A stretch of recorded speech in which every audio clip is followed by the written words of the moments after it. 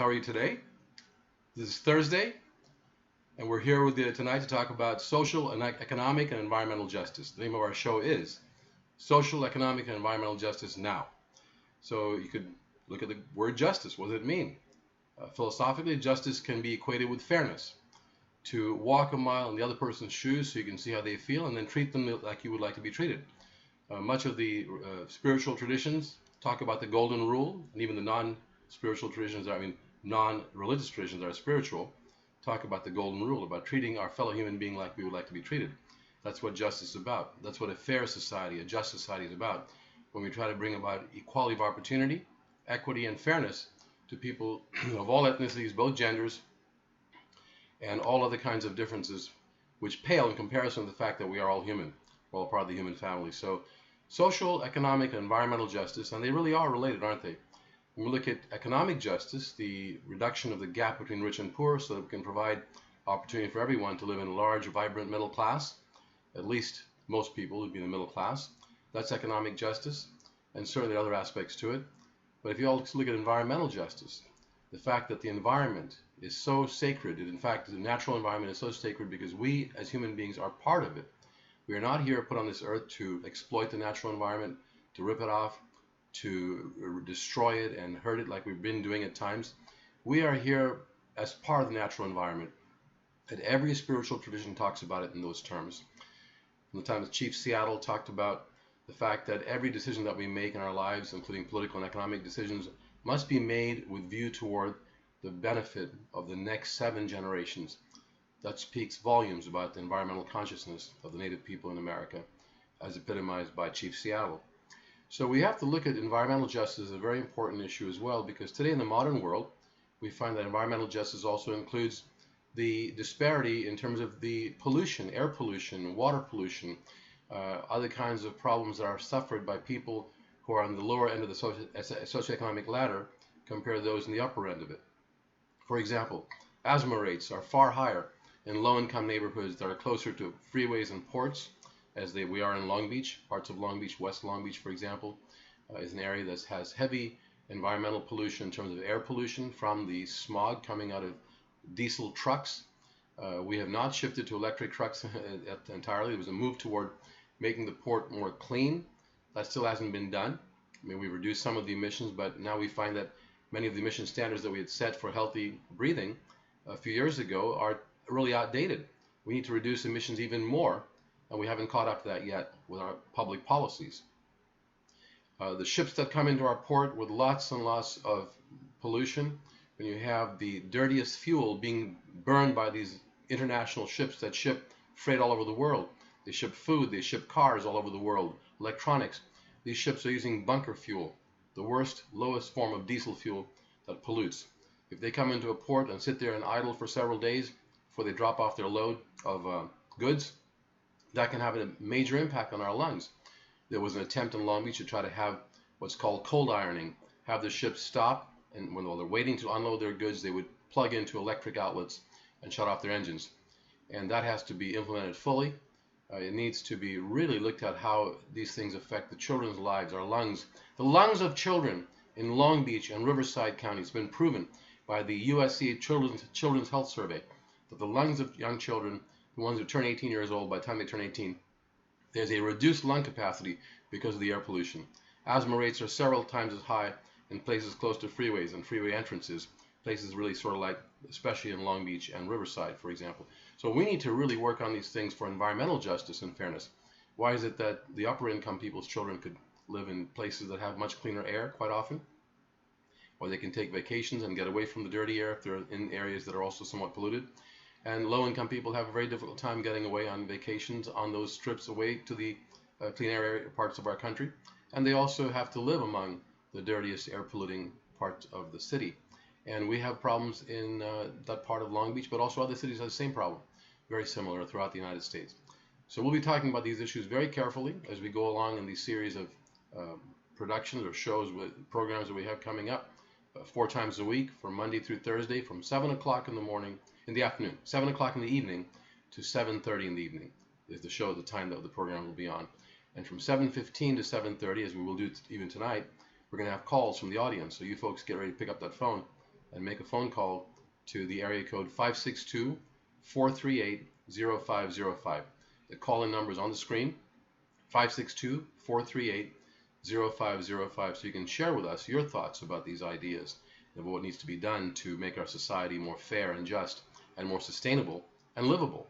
Not just our country, but the whole world eventually. We've got to work internationally and globally.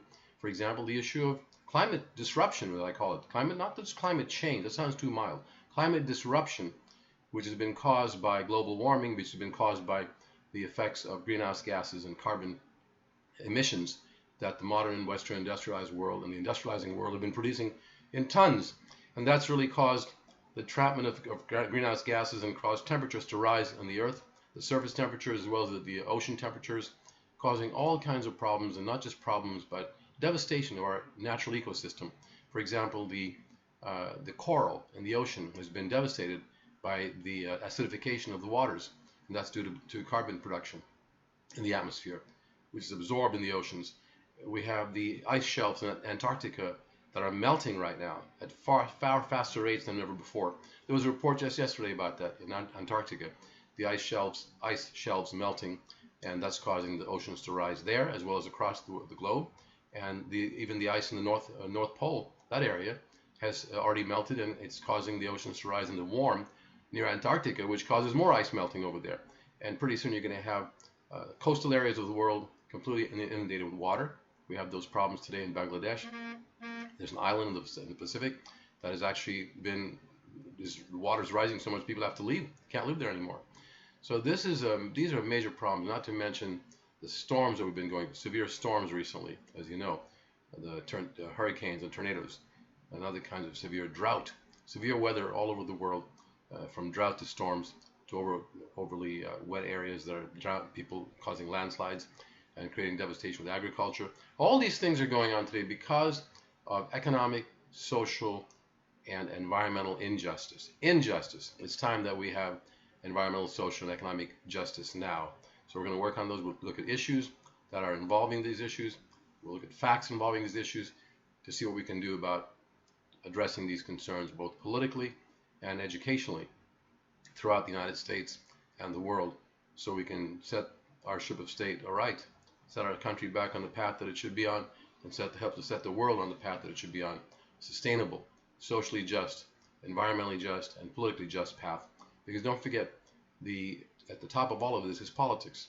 It is actually the system of government and ruling that we have in this country and parts of the world where the wealthiest people have come to buy the governments and lobby the government so much with their money and excess of income that they can actually pay campaign contributions to very successful, when I say successful, means those who get elected, members of Congress, members of the U.S. Senate, presidential election candidates who take huge amounts of money. This time there'll be several $billion spent in this presidential race. In 2012, it was $6.2 billion spent in the race for federal offices, for members of Congress running for office and those running for office to unseat them, together with the presidency and the presidential candidates. Spent $6.2 billion, and that was mainly money coming from the top 12% of the population, the bulk of which came from the top 1/2 of 1% of the population. So with this kind of political economic injustice in the campaign system, we're going to have economic injustice in our system of job creation, or lack thereof, the outsourcing of our good jobs. Because many times these folks that are elected with big money from Wall Street, they want to have outsourcing because that drives up the stock value on Wall Street. When corporations shut down factories in the United States and take them and open them up in Mexico or in the other parts of the world like China, and pay a little over $1 an hour in China to have those iPhones assembled, as Apple is doing. They're contracting with contractors in China. Apple is doing this to put together the iPhone, to assemble it with workers who are doing this for a little over $1 an hour. They quite often work 10 hours a day, 7 days a week, several weeks in a row without a break in order to get a project done for Apple. And it's not just Apple. When you go to the cell phone makers, Samsung, they're engaging in the same type of practices in places like China, with these huge industrial parks where people are so exploited that they become dejected, and some of them actually have committed suicide in those parks where they're producing the iPhone and other phones. So this is the problem of economic injustice, of global injustice, and of course it impacts our environmental as well. You can the whole thing is a holistic view here, that everything is connected. Our spiritual side and our material side are connected, and so we got to find a way to overcome the danger and seize the opportunity today in the crisis that we're in the world, in the United States today, in our country and the world, in our state of California. Crisis, the name of the word crisis, there's a character in Chinese Mandarin. Crisis has two parts, danger and opportunity, as I spoke about yesterday in my broadcast. Danger and opportunity. We have to overcome the danger that faces us and seize the opportunity to climb over those hurdles and overcome and conquer the danger, and do it collectively together as a group of people living in this country, living in our community, living in the Sacramento area, living in the parts of California, other parts of California, living in the community. We live in a community, whether you be in Fresno or in Los Angeles or San Francisco or Petaluma, you're there. You're in the community with people around you, and what we do individually affects everyone else, and what they do affects us. As Aristotle said, man is a political animal, a community being. Political means from polis. The word polis meant community in the ancient Greek. So we are a community being. We need to be involved in the affairs of, for, and by the community. And that means making sure we get enough funds for our schools, reduce the carbon emissions, that we clean up our environmental devastation, we make sure our food is safe, because now we have GMO foods all over our food supply in this country, spread out through all kinds of processed food that people are eating. GMOs, genetically modified organisms, which do create, the research has shown, it creates a lot of problems in our stomach, in our guts, in our immune systems. It can cause all kinds of other kinds of physical ailments that last throughout people's lives as they start eating this food when they're children. We have a growth hormone that's been used in this country to make cows produce milk faster. These are big corporations such as Monsanto that has encouraged the use of these kinds of GMO foods and Terminator seeds, and for a while growth hormones that they produce. And this is something that has been adulterating our food. It's food justice we're talking about here. So it's not just environmental and economic justice, but food justice that goes right along with the whole thing. We have friends all over California who tried to put on the ballot Proposition 37. They were successful.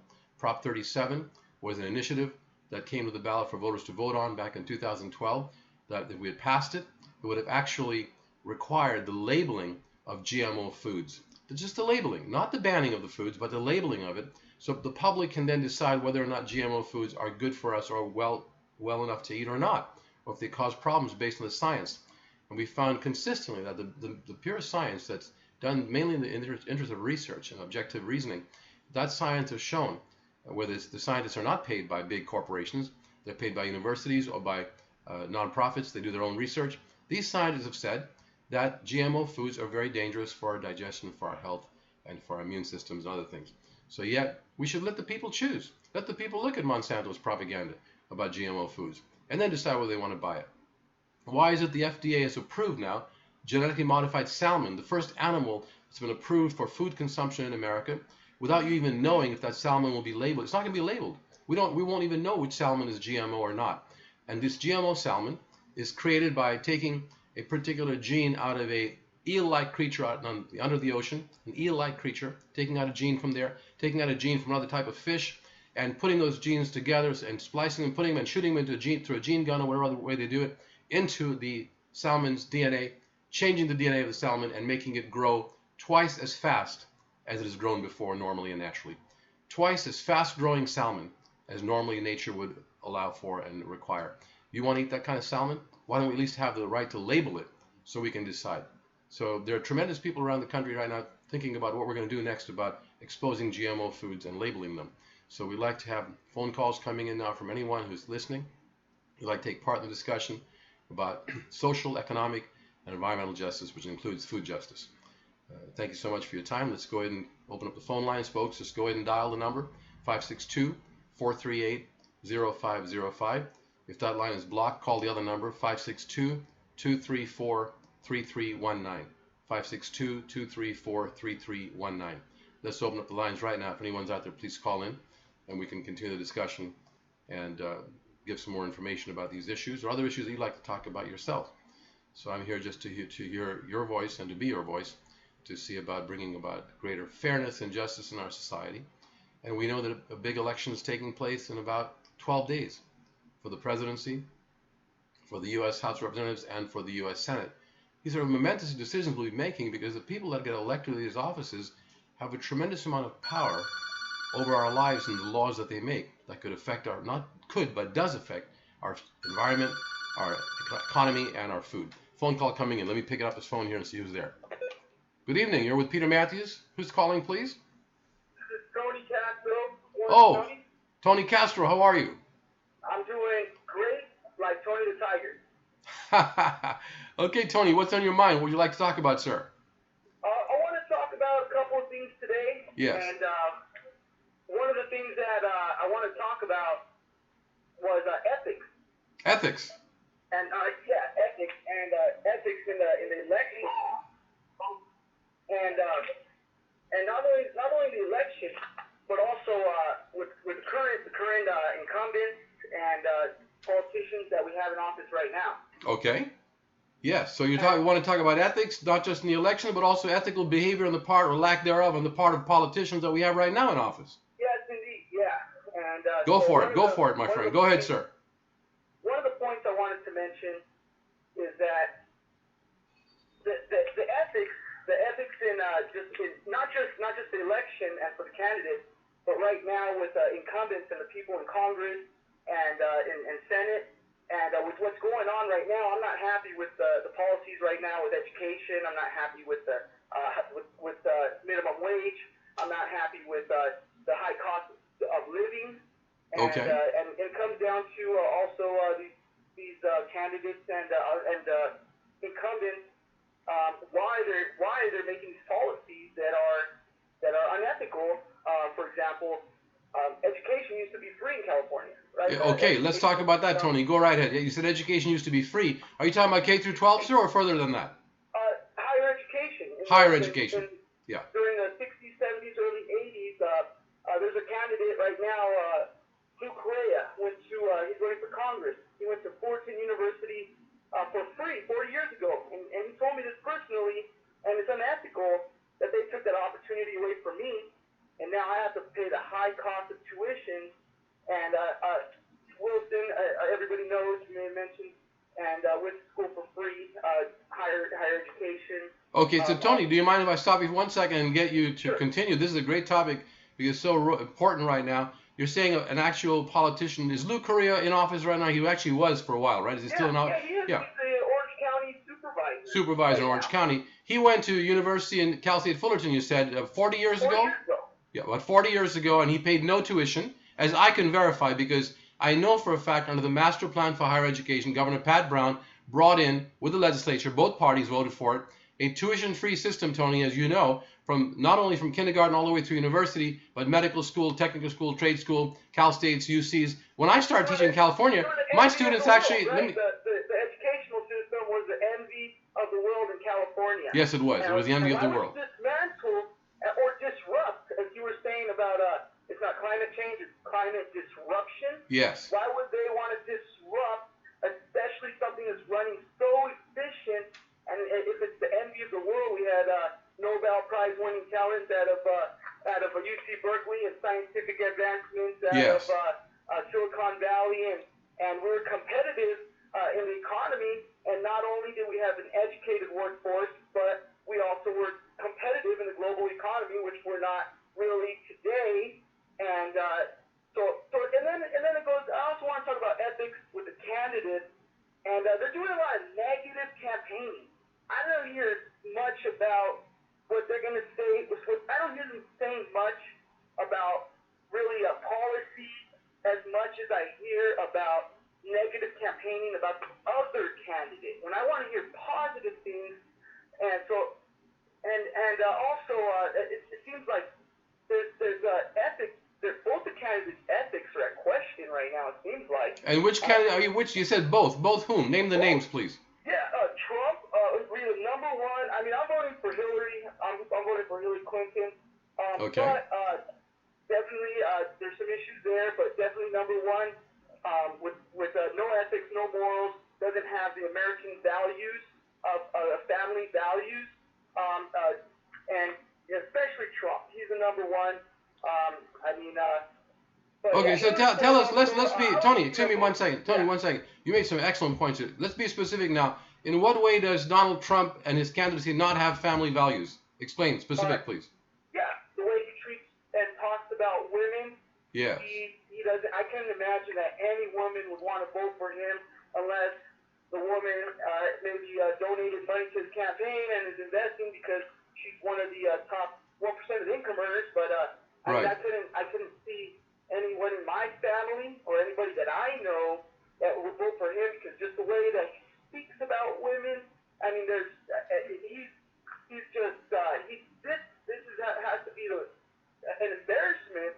The United States has to be kind of embarrassed a little to the rest of the world to have this guy as one of our presidential candidates. A major party candidate, Tony. One of the two major parties candidates. Yes. Major candidate party, yes. And then of course Hillary Clinton with her policies, she helped write CPP, she flip-flopped on that, and a lot of just her policies. But in this case, I'm going with the lesser of two evils, and I'm going for Hillary. Was thinking about Jill, but yeah, I'm a Democrat lifelong. I'm a high propensity voter. Mm-hmm. I vote in every election. You vote in every election. Okay. Yeah, I missed my own birthday last year, but I never missed an election.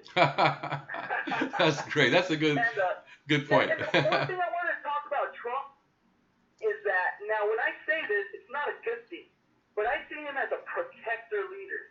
And he's stirring up fear in the hearts of the voters and the community, and he's offering them a solution and saying, I'm going to make America great again. And I've seen this before. Mm-hmm. It's history repeating itself. I've seen this before. I've seen it with Bush. I've seen it before that. Especially since the 70s, we've seen a lot of that kind of Right. stuff. The protecting style leader. You're saying protecting style leadership, where the leader stirs up fear in the hearts of the followers and then offers a return to security. Just follow me blind. He says, follow me blindly and I will protect you, right?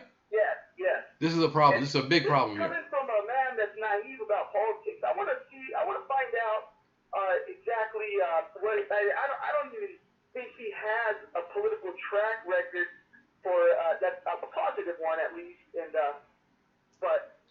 Okay, so you're saying that now. Let's talk. This ethics is extremely important, because without the ethical basis of politics, you will really have nothing more than name calling and personality attacking, and no issues, no vision. There's no vision about what the country should be like on on many sides of our leaders. Yes. Definitely irrational, unreasonable.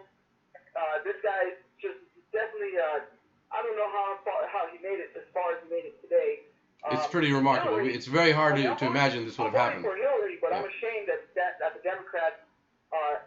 I'm ashamed right now, because I can't believe, and when I mention the Democrats, now I'm talking about the elites in power, that is, and for letting this even get this far, because everybody knows that Bernie Sanders should have been there, and he would have definitely been the one to defeat Trump. Mm-hmm. And, yeah. So you're saying that the elites of both parties and those who support them, the corporate elites, have really not even chosen the right or helped.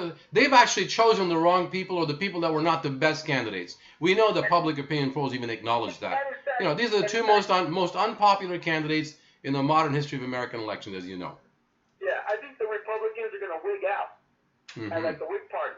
Oh, go the way of the Whig Party, which means the disappearing act, which the Whig Party did, because they wouldn't take a stand on the major issue of the day.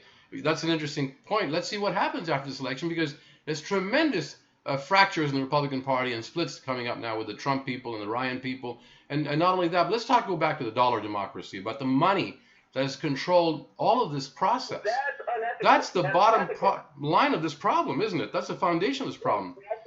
Dollar democracy, money buying the political system through campaign contribution and lobbying. Yes. Politicians nowadays, they want to be politicians for the title, the power, so that they can be, for their own personal gain. They're not there for the community. When somebody says they want to run for Congress, or they want to run for Senate, or they want to run for dog catcher, whatever it is, it's for selfish reasons. Right. And we need more people like Paul Wellstone, or Senator Wellstone or, from the past. Yes. For Congress. Well, you know what, Tony? It's about 7:24. I need to take one or two more phone calls, but you have raised, before you go, some incredibly important issues that we're going to come back to as we go along. I want to thank you for being so brave to even be online and to actually talk about this stuff, because thank you, sir. Thank you so much. It's definitely a taboo. Yes, it's very precarious to talk about this, but we have to do this. If we don't talk and bring out the truth, the whole country is going to fail in the end, and we're not going to be the kind of country we want. You're right. Thank you, Tony, so much. We'll hang up right now, and we'll talk to you a little bit later, okay? Thank you. Thank you, bud. Thank you, sir. Yes, there you are, folks. You heard it from a man named Tony, who's incredibly perceptive of what's going on in the country right now, and looks like he's been on top of things in terms of being aware of how this system is run, how it's being degenerating into a corrupt corporatocracy, where the big companies, the big corporations seem to have so much influence over not just the candidates and the politicians, the electoral process, but the media. The corporate-owned media, quite often, sponsored by the corporations, they don't really give a lot of equal airtime to people who want to show other points of view of how to run this country. They didn't give Bernie Sanders equal airtime. If you look at, there was a study done not long ago, a few months ago in the primaries, and an ABC News coverage of the three leading candidates, that was Trump, Clinton, and Bernie Sanders in the primaries. They found that the number of minutes that Bernie was given coverage was 1 minute in a 4-month period by that station, and Trump got 80 minutes and Hillary got 60 minutes of coverage. That's a completely amazing ratio that doesn't allow someone like a Sanders to get his word out, to get the ideas out that he believes in early on, so he can have even more of a groundswell to be able to compete effectively with the corporate-dominated candidates. But as Castro said, I think Tony Castro said he was going to vote for Hillary because he just doesn't want to have someone as degrading as Trump in there. So he's going to go ahead and vote for Hillary. But I tell you one thing, whoever votes for Hillary, and she probably will win, they need to hold her feet to the fire, meaning that they need to make sure that they stay on top, make sure that she is going to carry out the platform of the Democratic Party, which was primarily, most of it was designed by Bernie Sanders and his group of people. Most of the Democratic Party platform, the official platform, and the planks in it are from the Sanders campaign. For example, universal tuition-free education. Bernie said in the campaign that he wanted to bring that to every single person in America who is a young person going to college. And yet Hillary said, okay, we'll give you that part of that. We'll give you every young person whose parents make below $125,000 a year. We'll give those children free education, tuition-free. That's what Hillary has said right now. So she's adopted a big part of that tuition-free education program that Bernie put forth. Not all of it. It would have been nice if she'd taken all of it. But other kinds of issues, she's talking about having a public option in the healthcare reform that Obamacare was brought about. There was no public option in it. The public option that Bernie pushed for, actually Bernie was for a single-payer healthcare system, which meant universal, non-profit insurance, such as in Canada, where the doctors and nurses are paid directly by the government-run non-profit insurance system, and most people are in that system, and they get treated with no co-payments, no deductibles, 2/3 the cost per person to treat there in Canada under their Medicare system. It's called Medicare for All, than it costs in the United States under our semi-private system. So that system of Medicare for All would have worked very well. Bernie wanted it, we didn't get it, so Bernie now has been able to push Hillary into accepting the public option, which is a smaller non-profit Medicare type system that those of us who are in the private healthcare and are not happy with it could actually switch over to the public one and have competition between the public and the private sector in healthcare, as well as among the private insurance companies and HMOs. So at least that's a step in the right direction. So a big part of the Democratic Party that has been the platform that's been galvanized now was by the Bernie Sanders movement. So it's very interesting how that happened, and let's see what happens after November the 8th, because that's when all the fun begins. That's when we have these people in office. To me, I'm predicting more than likely from some of my expert analysis on what the election will turn out as. I predict that at this point, it looks very, very seriously that Hillary Clinton will win the election with the Electoral College votes, and that the Democratic Party and their candidates will probably win the U.S. Senate. There's a good chance they can take over the Senate from the Republicans, but the House of Representatives will remain in the Republican hands. I hope I'm not going to eat crow after the election for making those predictions, but let's see how well I've tried to predict this and how accurate I've been. But you're welcome to come and call in again. Actually, tomorrow is Friday, so we won't be on. One more call is coming. Let's take that call, and then we're going to come back on Monday to continue our programs. Okay, same time. Good evening. You're on with Peter Mathews. Who's calling, please? Hi, this is Frank. Oh, yes, sir. Frank, how are you doing today? All right. I wanted to find out something. Yes. People who are watching. Free education that you're talking about is very important for this country. We are going to create future jobs. Okay. We need to train more engineers, invent things, create companies, and those companies are going to employ people. So it's not like we're educating people for no reason. They're going to benefit. We are going to benefit as a society. Okay. And the reality is that the way the technology is taking off, we're in the technological age. We're no longer in the industrial age. And because of that, we're not ahead of everybody. We're not producing a large amount of engineers. Mm-hmm. We're going to create new products and new companies. We're going to fall behind. And So when we fall behind, mm-hmm. we're going to become the workers for those companies that are located in other countries.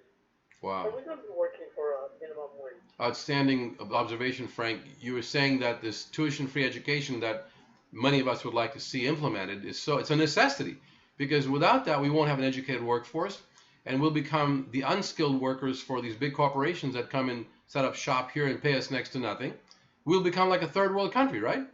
Correct. And you can see that already, like the companies that came to build cars, like Mercedes and BMW, Mm-hmm. in the southern states, they're not paying huge hourly rates. They're paying $15, $20 an hour, where American workers were making $40 an hour. That's right. Automobile workers were making $40 an hour.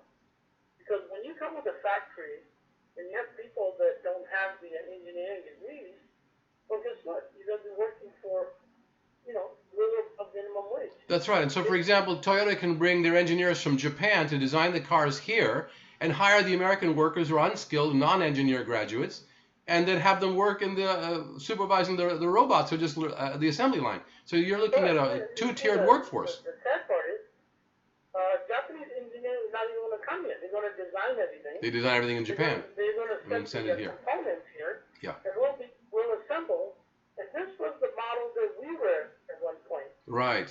We did that in other countries. We had those countries' workers work as assembly line workers. So now you're saying that we're being reversed, where American workers, because of a lack of skills in education, which is basically because our government is not providing that access to education and affordable education, our workers are going to become the assembly line workers of the world then, and not get paid very much. Education costs so much that most people, young people, will say, why do I want to incur $40,000, $50,000, $60,000 in debt?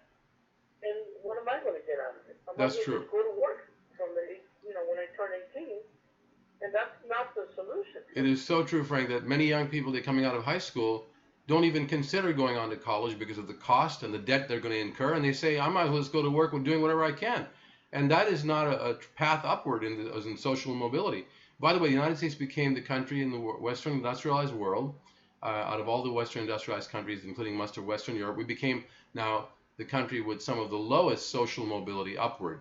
We have the lowest upward social mobility, lower than England, or Britain rather, and lower than Sweden and other countries, where it's easier to go from the working middle class up to the upper middle class, from the lower middle class to the upper middle class to the upper class. It's easier to move upward in Britain, in Sweden, than it is in the United States. We used to be the #1 country in social upward social mobility. That's not true anymore in the last 20 years. Yeah, the reason that Sweden and England can do all of this stuff, but they're not exporting their jobs in a massive amount. Yes. Like we have done in the last 30 years. And they're educating their workers. They're educating future workers with full degrees, full whatever the capacity is. They're giving them the full education, tuition free in Sweden. I think we need to start calling, instead of calling free education, Yeah. is a necessity education that this country desperately needs to educate the future engineers to produce, more products, new products, and making more jobs. Okay. It's a necessary, It's a complete necessity. It's a necessary feature that if we don't have this or work on it and get it soon, other countries are going to leave us behind because they have that access to education for their young people. Correct. And they'll be inventing the new products. The products of the 21st century will be products made outside the United States. Yeah, countries that is advanced in technology will benefit more than the country that is not. That's true. Okay, my friend, I think time is almost up here. It's actually past 7:30. We seem to go over time. We may have to extend the show and make it a 45 or 50 minute or maybe even an hour show. But next Monday evening was our next broadcast. We'll have a lot to say because we'll be much closer to the presidential election and the congressional elections, which are November the 8th. And Monday evening, hopefully you'll tune in. Go to Peter Mathews 11. That's Peter Mathews, Mathews 11. And then you just click on live stream, and you'll have me on with me. You'll be on with me at 7 p.m. Monday evening, Tuesday, Wednesday, and Thursday as well, 7 p.m. to 7:30. And then the phone calls will be taken from the line that you see on the screen. You'll be able to call in at 7:15 to 7:30 to have a discussion. Okay, thank you so much. Thank you, Frank. All right, good night. Okay, good night, everyone. We're going to sign off now. I appreciate your time, and hopefully you got to see the show. If you didn't, you can go to YouTube and get it there. It'll be recorded soon and uploaded. Okay, thank you.